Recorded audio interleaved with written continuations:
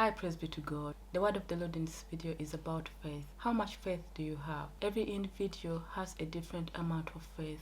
But faith in what? People have faith in all sorts of things. Some have complete faith in those things, some a bit less. Every person has a different amount of faith in something. For example, most children have faith in their parents because those are the people they've been with from birth. I mean those kids who grew up with their parents. Christians need to have faith in God because God is your Father. If you somehow found yourself in the middle of the storm, would you trust God completely? God normally uses storms to test how much faith a person has. Knowing God or knowing how big God is different from having faith. The 12 disciples walked with Jesus for some time.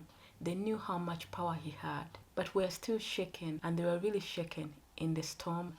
In Mark chapter 4, verse 35 to 41, they had faith in God, but the amount of faith they had was so small, and this was proven through their reactions and actions in the storm. While in the storm, the key is to look at God and not your circumstances. Just look at God and keep moving. When Jesus asked Peter to come and walk on water, as long as Peter's eyes were fixed on Jesus, he walked fine. All around him, the odds were against him. The chances of him making it out alive were none. But he managed to walk on top of what would have killed him because his eyes were fixed on Jesus.